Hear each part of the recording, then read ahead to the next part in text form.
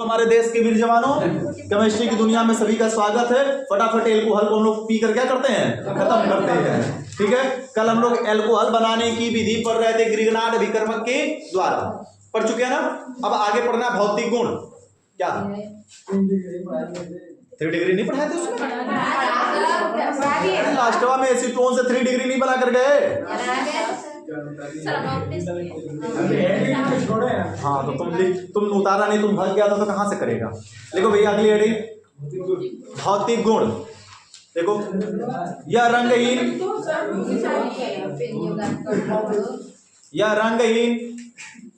Spirit जैसी गंध वाला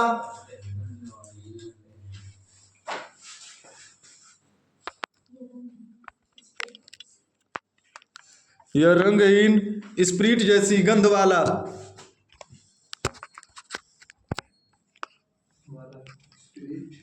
स्प्रीट जैसी गंध वाला वाष्पशील, यह रंगहीन स्प्रीट जैसी गंध वाला वाष्पशील द्रव पदार्थ है। वाष्पशील है कि नहीं है? घर पर अगर होगा तो एक आध दो बूंद हाथों पर डालकर देखोगे, ठंडा लगेगा, उड़ जाएगा। तीक्ष्ण गंध निकलती है, महकती है। ठीक है ना, वाष्पशील द्रव पदार्थ है। कभी देखो या नहीं? पी भी लिए जो तुम पीते हो होम्योपैथिक की दवा पीते हो ना, 70% एथिल एल्कोहल होता है, कड़वा लगता, महकता है ना, वही है, समझ लो, सीधा सीधा और कुछ नहीं। खांसी की सिरप पीते हो, उसमें भी पाया जाता है एथिल एल्कोहल मिलाया जाता है। चलो आगे लिखते हैं दूसरा नंबर। यह जल में पूर्ण रूप से विलेय है। यह जल में पूर्ण रूप से विलेय है। यह जल में पूर्ण रूप से विलेय है क्योंकि यह जल के साथ हाइड्रोजन बंध बना लेता है। क्योंकि यह जल के साथ हाइड्रोजन बंध बना लेता है। ठंडा में पूर्ण रूप से विलेय।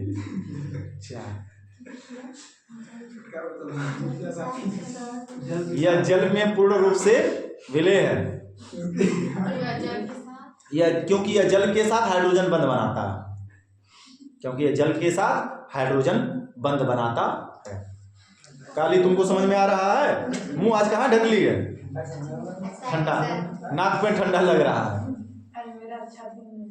आज अच्छा दिन नहीं है। सुबह दिन कहाँ, अभी तो दिन शुरुआत हो रहा है। चलो बच्चे आगे लिखते हैं। पैसा हरा गया है क्या? नहीं सर, हमारी जिंदगी की सबसे इम्पोर्टेंट चीज खोई। ओह, पैसा उतार लो फिर। चल अच्छा ठीक, कोई दिक्कत नहीं पता था। लिखो बच्चे आगे लिखते हैं। रो मत बच्चा, पता नहीं था तब बोल दिया। अरे रोने से कोई कुछ होता है? तीसरा नंबर अब आगे जानते हैं। जल में पूरा विलेय है। अब इसका क्वथनांक तो जानना होगा क्योंकि लिक्विड है, बॉयल करेगा ही बॉयल करेगा।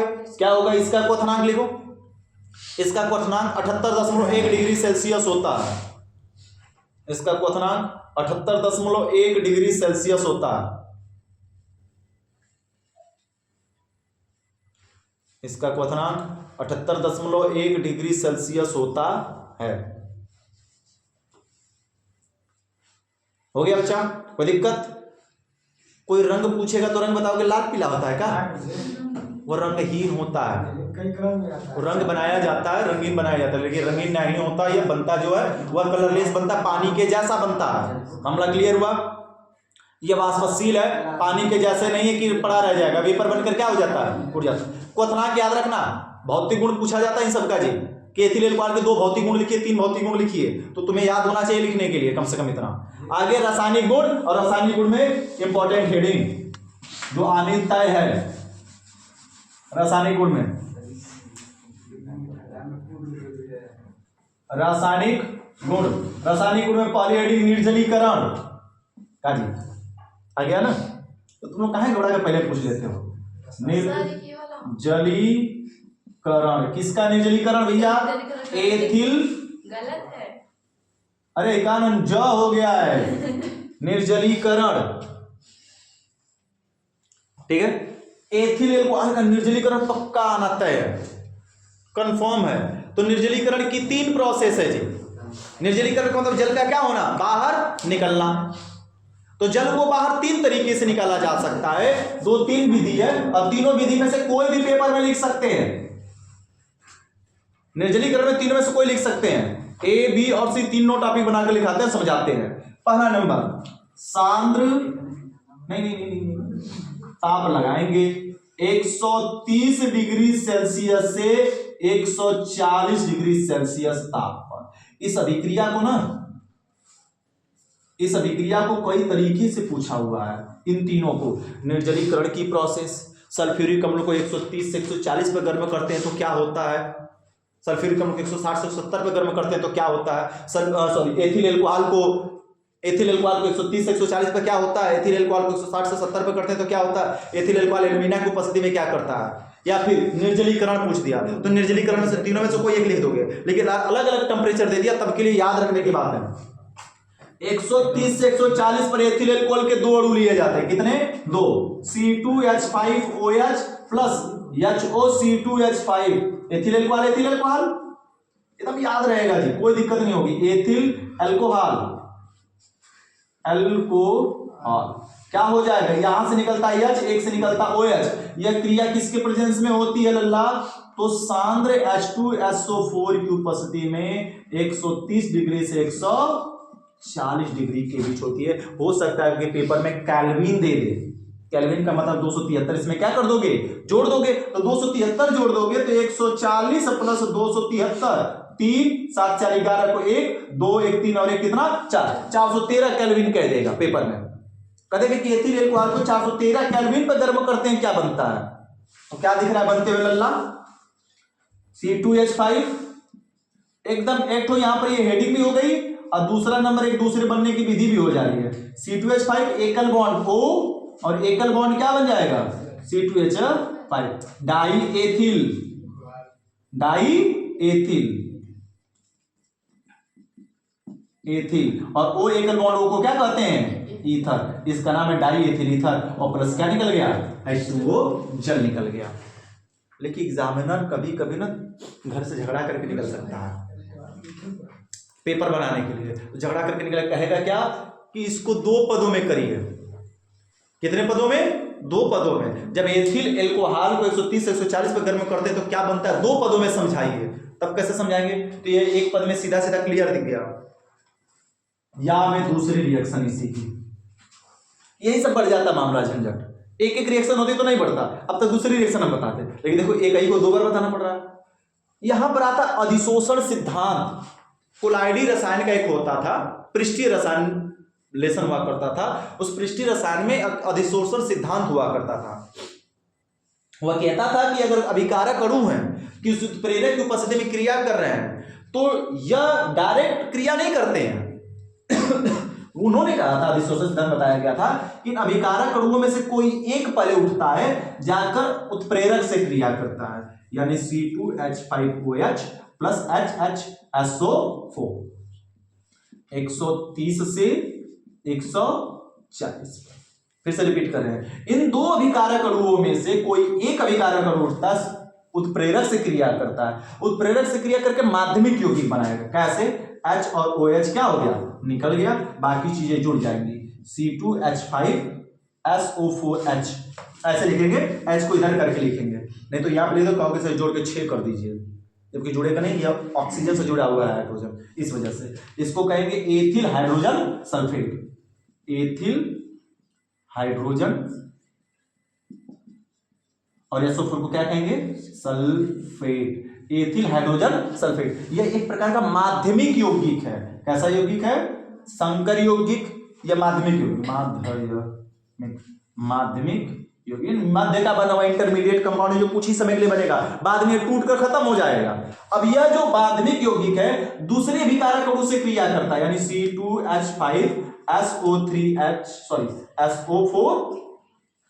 SO4H किससे क्रिया करेगा, HOC2H5 से। वही टेम्परेचर 130 डिग्री से 140 पर गर्म करेंगे, क्या होगा लल्ला, कुछ नहीं, इसका यह निकलेगा H के साथ, तो उत्प्रेरक जो लगा था उत्प्रेरक फिर से पृथक हो जाता है, बाहर निकल जाता है, H2SO4 और प्लस उत्पाद बना लेता है, क्या बना लेता है, C2H5O C2H5 बन गया कि नहीं बन गया जी, प्लस, और ये बन गया हमारा क्या, डाई एथिल ईथर। मामला समझ में आया? यह 2 पद में हो गया। फिर से रिपीट करते परिभाषा माध्यमिक यौगिक की, इसकी नहीं, माध्यमिक यौगिक क्या कहता है? कहता है कि 2 अभिकारक अणु किसी उत्प्रेरक उपस्थिति में क्रिया कर रहे हैं, तो उनमें से कोई एक अभिकारक अणु उठता है, पहले उत्प्रेरक से क्रिया करता है, उत्प्रेरक से क्रिया करके माध्यमिक यौगिक बनाता है, बना हुआ माध्यमिक यौगिक दूसरे अभिकारक अणु से क्रिया करता है और उत्पाद बना लेता है, उत्प्रेरक क्या हो जाता है, पृथक हो जाता है, बाहर निकल जाता है। अब कहेंगे कि सर जी नहीं भी समझ में आया, माइक का है हमारा बंद हो जा रहा है, समझ में नहीं आ रहा है, ये काम नजर इसको लग गई कि गड़बड़ा गया, समझ में नहीं आया। देखते हैं आगे ए और बी की किस्मत है। कह रहा है कि ए और बी अगर एक्स उत्प्रेरक को उपस्थिति में क्रिया करके ए बी बना रहा है, समझना, ए और बी अभिकारक है किसकी उपस्थिति में, एक्स की उपस्थिति में क्रिया करके ए बी बना रहा है, तो कहते हैं इसको 2 पद में लिखिए। तो क्या कहता है दूसरा पद कि ए उठेगा एक्स से क्रिया करेगा, क्या बनाएगा, ए एक्स माध्यमिक यौगिक, यह माध्यमिक यौगिक उठेगा बी से क्रिया करेगा, ए एक्स क्रिया करेगा किससे, बी से, क्रिया करके ए बी बना लेगा और प्लस एक्स निकल जाएगा, यानी जो उत्प्रेरक लगा था वो उत्प्रेरक पुनः क्या हो जाता है, निकल जाता है, और उत्पाद सेम टू सेम क्या हो जाता है, बन जाता है। यही अभिक्रिया है और यही मेन है। देखो जल बाहर निकला ना, तो यही निर्जलीकरण की क्रिया कहलाती है। जल के बाहर निकलने की क्रिया क्या कहलाती है, निर्जलीकरण। तो चलो निर्जलीकरण पहली हेडिंग 130 से 140 डिग्री सेल्सियस ताप पर कराते हैं। देखो परिभाषा बोले ए नंबर में, देखो जब एथिल एल्कोहल के 2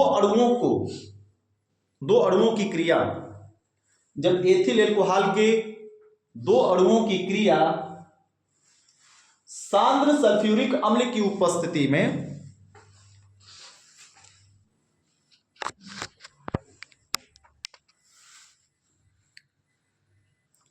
जब एथिल एल्कोहल के 2 अणुओं की क्रिया सांद्र सल्फ्यूरिक अम्ल की उपस्थिति में, सांद्र सल्फ्यूरिक की उपस्थिति में 130 से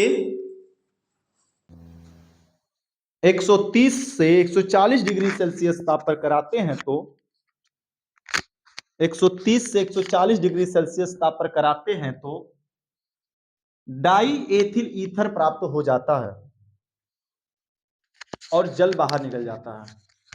डाई एथिल ईथर प्राप्त होता है और जल प्राप्त बाहर निकल जाता है। डाई एथिल ईथर प्राप्त होता है और जल बाहर निकल जाता है। हो गया लल्ला? जब पेपर में कहेगा 2 पद में तब इसको लिखना, नहीं तो 1 पद में इसको एक बार में निपटा का काम खत्म। समझ आया इस्माइल? उतार लो रिएक्शन। चलो दूसरा नंबर निर्जलीकरण का बी नंबर है भैया, किसके, तो 160 डिग्री से 170 डिग्री सेल्सियस ताप पर गर्म करेंगे तब क्या होगा। देखो इसमें एथिल एल्कोहल का 1 अणु लिया जाता है, ऊपर देख लो बच्चा, फिर बाद में लिखना C2H5OH के 1 कण लिए जाते हैं और इसमें सांद्र H2SO4 की उपस्थिति होती है और वही 160 डिग्री सेल्सियस से 170 डिग्री सेल्सियस ताप पर गर्म किया जाता है, तो यह बनाता C2H4 है और प्लस निकल जाता H2O है। ठीक है ना, H2O निकल गया और मामला बन गया इतना।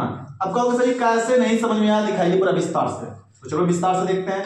H H H H H H O H क्रिया कराने स्ट्रक्चरल रिएक्शन है। सांद्र H2SO4 वही 160 डिग्री सेल्सियस 170 डिग्री सेल्सियस पर सबसे पहले OH निकला। OH को निकलता देख दूसरे कार्बन का H बॉन्ड को छोड़ के निकला, तो यह बॉन्ड कहां निकल जाएगा, नीचे। OH H मिलकर क्या बना लिया, H2O। देखो इस C से क्या लगा, 2H, तो CH2 एक बॉन्ड पहले से था, एक बॉन्ड आ गया, द्विबंध क्या बचा है यहां पर, CH2। तो CH2 जोड़ेंगे तो C2H क्या बन जाएगा, 4, जिसका नाम है एथिलीन या एथीन बना लेता और जल बाहर निकल गया। तो जल के बाहर निकलने की इस क्रिया को ही, अब इसको हम फेंक देंगे। अच्छा दे दे, अरे फेंक दीजिए। यह एथिलीन की क्रिया जो हो गई, एथिलीन बनने की क्रिया भी हो गई। जब एथिल एल्कोहल के एक अणु को शांत सल्फ्यूरिक अम्ल की उपस्थिति में 160 से 170 पे गर्म करते हैं तो क्या बन जाता है, एथिलीन प्राप्त हो जाता है और जल बाहर निकल जाता है। और जल बाहर निकलने की इस क्रिया के लिए इसको क्या कहा गया, निर्जलीकरण। मामला क्लियर हुआ? फटाफट परिभाषा रिएक्शन चलो लिखा जाए। देखो देखो, जब एथिल एल्कोहल के एक अणु, जब एथिल एल्कोहल के एक अणु को, जब एथिल एल्कोहल के एक अणु को शांत सल्फ्यूरिक अम्ल की उपस्थिति में, एथिल एल्कोहल के एक अणु को शांत सल्फ्यूरिक अम्ल की उपस्थिति में, शांत सल्फ्यूरिक अम्ल की उपस्थिति में 160 से 170 डिग्री सेल्सियस ताप पर गर्म करते हैं तो 160 से 170 डिग्री सेल्सियस ताप पर गर्म करते हैं तो एथिलीन और जल प्राप्त हो जाता है। एथिलीन गैस तथा जल प्राप्त हो जाता है। एथिलीन गैस तथा जल प्राप्त हो जाता है।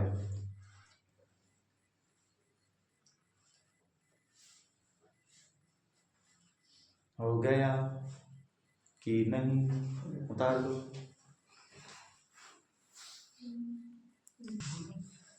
आगे बढ़ते हैं भैया, सी नंबर, एल्यूमिना की उपस्थिति में, एल्यूमिना की उपस्थिति में, ये भैया देखो क्या होगा जी, एल्यूमिना की उपस्थिति में कुछ नहीं, सिंपल सा एल्यूमिना की उपस्थिति जब हम कराएंगे तो सेम वही बात हो जाती है। एथिल एल्कोहल के कितने अणु मिल जाते हैं, 2, C2H5OH HOC2H5 मिलता है और Al2O3 की उपस्थिति 350 डिग्री सेल्सियस ताप, और यहां से क्या होता है H और OH क्या हो गया, निकल गया HOH, क्या बच जा रहा है C2H5O C2H5 और प्लस निकल गया H2O, क्या बना लिया, डाई एथिल ईथर बना लेता है। मामला क्लियर ना? तो साधारण सी बात है कि जब एथिल एल्कोहल के दो अणुओं की क्रिया एल्यूमिना की उपस्थिति में, परिभाषा सुन लो, एथिल एल्कोहल के दो अणुओं की क्रिया एल्यूमिना की उपस्थिति में 350 डिग्री सेल्सियस ताप पर कराते हैं तो डाई एथिल ईथर और जल प्राप्त हो जाता है। हो गई परिभाषा ना? और तीनों में से क्या निकला है, जल, और जल निकलने की इस क्रिया के कारण इसको क्या कहा गया, निर्जलीकरण। क्लियर हुआ? परिभाषा लिखकर रिएक्शन लिख डालो फटाफट। एस्टरीकरण मतलब एस्टर का बनना, और सबको पता है एस्टर बनाने के लिए क्या करते हैं भैया, किसी भी एल्कोहल की क्रिया अगर हम करा दें किसके साथ, एसिटिक अम्ल के साथ, तो क्या बन जाता है, एस्टर बन जाता है। तो यहां पे हमें किसकी क्रिया करानी है, एथिल एल्कोहल की। एसिटिक अम्ल का फार्मूला CH3COOH, क्या है, एसिटिक अम्ल। इस एसिटिक अम्ल की क्रिया HOC2H5 एथिल एल्कोहल के साथ, ये बातें नहीं, एथिल एल्कोहल के साथ करा रहे हैं, क्या हो जाएगा लल्ला, यहां से निकलेगा OH और इसका निकलेगा H। अम्ल है तो H देगा, एल्कोहल से OH निकल गया, क्या निकल गया, H2O, और यहां पे बन जाएगा CH3COOC2H5 और यह बन गया क्या हमारा, एस्टर। और एस्टर में कौन सा है, एथिल, और इतने को क्या कहते हैं, एसीटेट, एथिल एसीटेट। मामला समझ में आ गया? तो क्या कहा जाएगा परिभाषा कि एथिल एल्कोहल की विक्रिया, परिभाषा सुन लो, लिखना खुद से है, एथिल एल्कोहल की विक्रिया एसिटिक अम्ल के साथ कराने पर एथिल एसीटेट प्राप्त हो जाता है। अगली क्रिया सोडियम धातु से, सोडियम धातु से क्रिया यदि हम करा दें, क्या होगा भैया, सोडियम धातु से C2H5OH की क्रिया करने से हम कह दें किसी भी मेटल से करा दो सक्रिय होना चाहिए, यानी हाइड्रोजन से कहां होना चाहिए, रासायनिक श्रेणी में, विद्युत रासायनिक श्रेणी में ऊपर वाली कोई भी धातु अगर एथिल एल्कोहल से क्रिया करेगी, हाइड्रोजन को विस्थापित करके C2H5O Na प्लस क्या निकाल देगी, H2, यहां पे लग जाएगा 2, यहां पे लग जाएगा 2 और 2 बैलेंस हो जाएगा। कहने का आशय है कि कभी भी नोटी में याद रखना, ROH क्रिया करेगा M के साथ, मेटल के साथ, कौन से मेटल ली क बा सरकाना मंगल मंजन करके फेंकब कोनी सनले, यानी हाइड्रोजन से ऊपर वाले सारे के सारे तत्व धातुएं एल्कोहल से क्रिया करेगी तो H को विस्थापित करके RO का होल का N M और प्लस निकाल देगी H2। सर जी N क्या है? N इज इक्वल टू सनी धातु की संयोजकता। धातु की संयोजकता एक जैसे सोडियम की संयोजकता एक है तो केवल एक ही रह गया ना, कुछ फर्क पड़ा नहीं। अगर यहीं पर या जेडीएन रहता, सपोज दैट R का मान C2H5OH, मेटल में हम रख दिए जिंक, क्रिया कराएंगे तो क्या होगा बताओ जी। R का मान क्या रखा हमने C2H5O और जिंक की संयोजकता कितनी होती है 2, तो N की जगह 2 और मेटल की जगह क्या हो गया हमारा Zn और प्लस H2। बैलेंस करने के लिए तो लगाएंगे, बैलेंस हो जाएगा, 2 लगा देंगे बैलेंस। इसको कहेंगे सोडियम एथॉक्साइड। एल्कोक्साइड होता है तो सोडियम एथ ऑक्साइड, जिंक एथ ऑक्साइड। एक कार्बन रहता तो मेथॉक्साइड कहते, 3 कार्बन रहता तो प्रोपॉक्साइड कहते, 4 कार्बन रहता तो ब्यूटॉक्साइड कहते। तो इसको कहेंगे हम लोग सोडियम एथॉक्साइड। सोडियम एथॉक्साइड बना लेता है। मामला समझ में आ गया। तो पेपर में कोई जरूरी नहीं कि सोडियम से क्रिया कहे, हो सकता है कहे कि पोटेशियम से क्रिया, हो सकता है कहे कि मैग्नीज से क्रिया, हो सकता है कहे कि मैग्नीशियम से क्रिया, किसी मेटल की। तो यह बात याद रखना। समझ में बात आ गई। तो सीधा सीधा क्या परिभाषा है कि एथिल एल्कोहल सोडियम धातु से क्रिया करके सोडियम एथॉक्साइड बनाता है। रिएक्शन उतारो दोनों फटाफट।